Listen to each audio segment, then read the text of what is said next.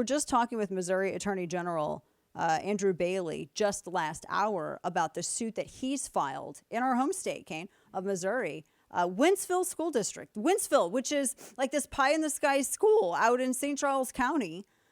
Very beautiful, very beautiful county, by the way. And they were having these hidden discussions, the school board was, about gender neutral bathrooms. And one of the school board members was on unofficial record saying, well, we just don't care what the parents think about this. And then now the attorney general's involved. 42 parents spoke out. 3 of the school board members blew the whistle. So thankfully people are speaking up. But this is just, it's insanity. And it is a culture war, but there is an ideological component to it. And that's kind of what's the focus of this book. It's called Hide Your Children, Exposing the Marxists Behind the Attack on America's Kids. And it is out today. It's in stores today. My friend Liz Wheeler, who joins me via Skype, host of the Liz Wheeler Show. This is her book. Congrats on the book, by the way. I really like the cover of it, the Red Wolf. I'm just trying to figure out how we got into a society, Liz, where we have like strange adults. Like these are not even like familial members who are obsessed with bathroom policy in other people's kids' schools, or that are having these, people who are on school boards that think that parents don't have a right to know what's happening in their kids' schools. It's just, we got to this point really fast because this was not a huge issue 10 years ago. Thanks, Dana, for having me on the show. To say that it's cultural insanity that we're experiencing right now might be the understatement of the year. When I began to research just the very beginnings of this book, I was researching just as a mom, like, is this a concerted effort to target our children? Who's behind this? What is this all about? Why now? And I realized that, yes, it's certainly escalated now. We can all see that. What you were just describing is so horrendous. Happening in the UK as well as in the US, happening in our home states, in the Bible Belt, like the places you least expect it. And I realized that while it is escalating, it's not new. It's the culmination of decades upon decades of the left infiltrating our institutions that were meant to protect children, and co-opting them, subverting them until they've entirely captured these institutions. I'm talking our major institutions, obviously the media, the education system, sadly, a lot of religious institutions too, the law, the family, and in particular, the element of the nuclear family, the children. It maybe is the last element left standing. So what I do in my book is I trace each of these things. I name the names of the people and the organizations behind the capture of these institutions, behind the attack on America's kids.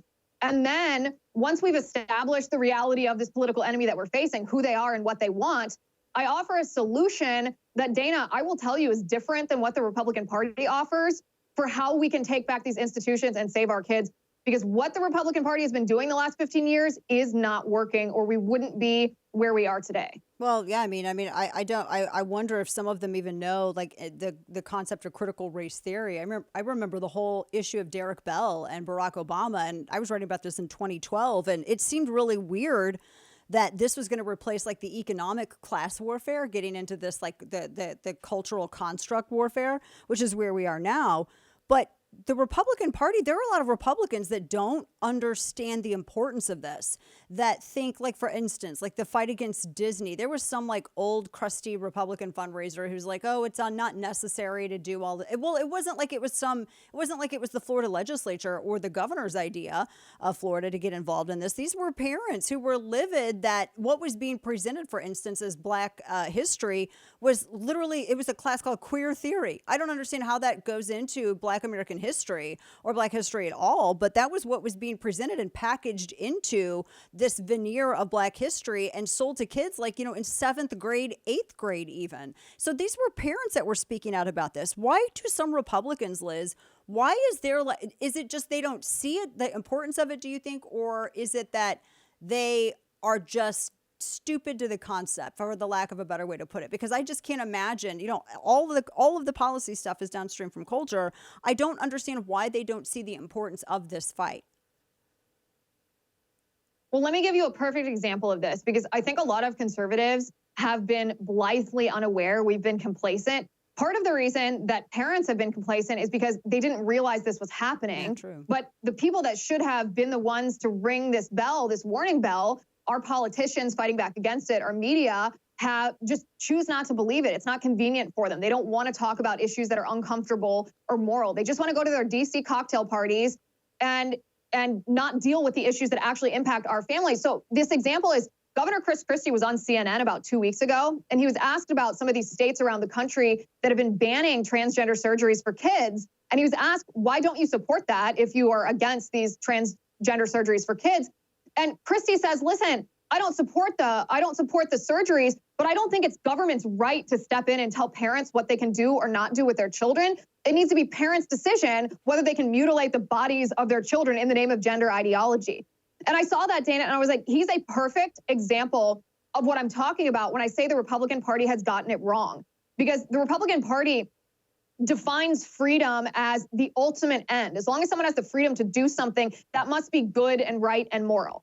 And that's not true. If it were true, then what David French said when he once said that Drag Queen Story Hour was a blessing of liberty, there'd have to be something inherently good about these grown men dressed as sexualized versions of women gyrating in front of women. But I reject that there's anything good about that. It's grotesque, it's immoral, it's evil. So the Republican Party must be getting the definition of liberty wrong. It must be that the definition of liberty is that freedom is the means to something greater. But Republican politicians have lost sight of this or refused to grapple with this question, because in order to answer that question, what is something greater? What is this something greater? What does human flourishing look like? How do we use the just authority of government to enact these ends in our society? They have to think about and wrestle with moral issues, which is the last thing that politicians in Washington, D.C. want to do. No, there isn't any morality there. I mean, it's like the godless, trying to lecture about God. That's kind of what it is. Liz Wheeler, her new book, Hide Your Children, Exposing the Marxist Behind the Attack on America's Kids. You also get into the ESG guidelines as well, which I think I think the best way to describe this, because I've had people say, if you had to break that down into like an elevator pitch, I mean, it's basically like China's, behavioral credit score, but just apply it to every aspect of your life, financial, everything. I mean, I was just reading about how there was more financial penalties being applied. This is here in the United States. I can't find this headline. But tell me a little bit about that, because you include that in this as well. So after they go through school, if they are able to like come out of, that process, if they're not homeschooled, homeschool your kids, by the way, everybody, if you can, if they are able to come out in one piece from the school system, and then they go out into the workplace, they're probably going to be now discriminated against based on their ideology. If things keep going this way because of these, I mean, the behavioral, the ESG, it's like Chinese behavioral credit score. I mean, ultimately, that's what it is. It is, and it's actually even worse than that, because children are suffering the repercussions of ESG when they're still in school, when they're still young children, when they're still under 10 years old even, because it's not just that they're going to run into this when they apply for a job. It's not just that they're going to be forced to undergo DEI training once they've been hired. It's that these woke corporations that produce products for children, including Disney or, Bud Light is a perfect example of this, although they're not producing a product for children. But Disney's a good example. Build-A-Bear. Build-A-Bear did. Is rooted.